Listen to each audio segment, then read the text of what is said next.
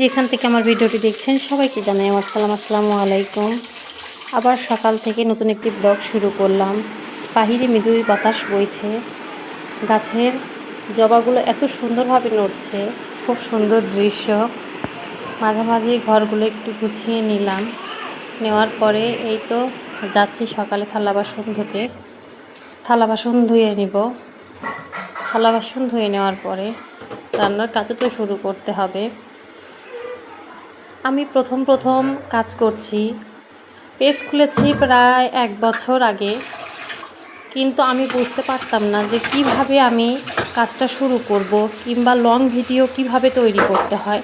আমি সবসময় short video upload দিই, লং ভিডিও কখনো আমার করা হয়নি। এর আগে একটা করেছিলাম, তবে বুঝতে খুব অসুবিধা হতো যে কেমন করে করব বা কী ক্যাপশন দিব বা কি হ্যাশট্যাগ ব্যবহার করব, কিভাবে করলে ভালো হবে।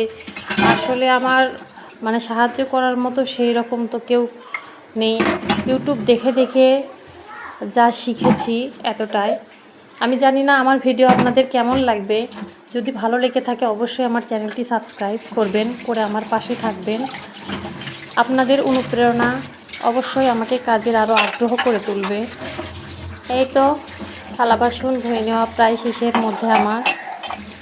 প্রতিদিন আমরা মেয়েরা আসলে নিত্যদিনের কাজ তো আমাদের করতেই হয়। সকাল থেকে প্রতিদিন একই রুটিন চলতে থাকে। এই ধোয়া, তারপর রান্না, বাচ্চাদের দেখাশোনা, খাবার খাওয়ানো, এর পাশাপাশিও কিছু কাজ থাকে।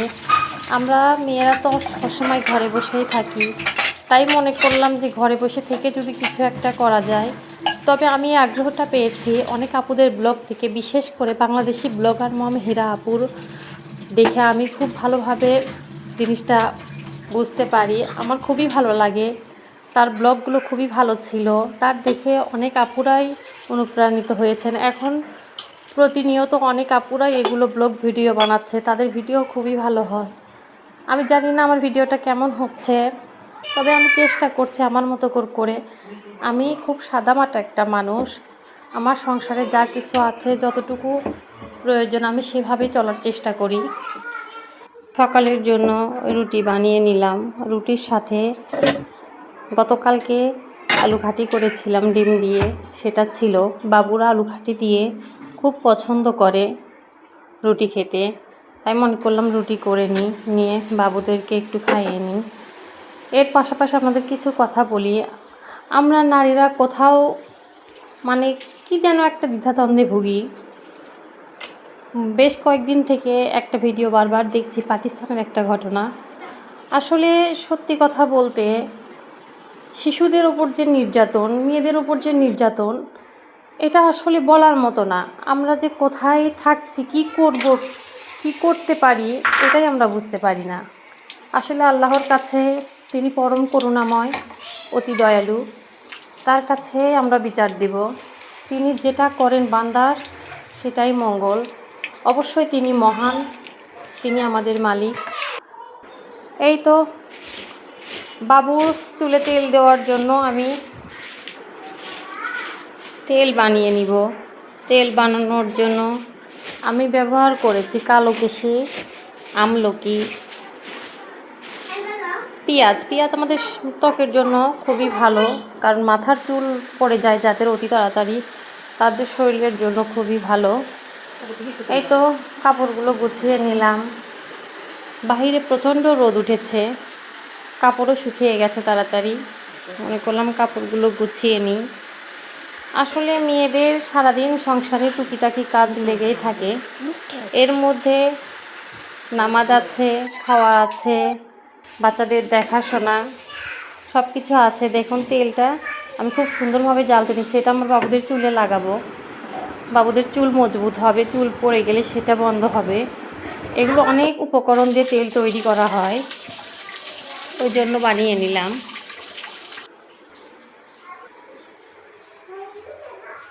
আপনারা যারা এইভাবে তেল তৈরি করতে চান তারা অবশ্যই করতে পারেন, আপনাদের উপকারে আসবে। এখানে মেথি, কালিজিরা, বিভিন্ন ধরনের ঔষধি উপকরণ আপনারা ব্যবহার করতে পারেন। এতে করে আপনাদের চুল মজবুত হবে, আসলে সব কিছুর পাশাপাশি আমাদের ত্বকের শরীরের জন্য যত্ন নেওয়া উচিত, তাই না? দুপুরের জন্য রান্না উঠিয়ে দিব। এই তো চাল নিচ্ছি। দুপুরে রান্নার প্রস্তুতি। দুপুরে দেশি মুরগি রান্না করব আলু দিয়ে। ভাত উঠিয়ে দেওয়ার পর তারপরে মুরগি কেটে কুটে নেব। নিয়ে আজকে আমি দেশি মুরগি বড় তো, এই জন্য আমি প্রেশার কুকারে উঠিয়ে দিব।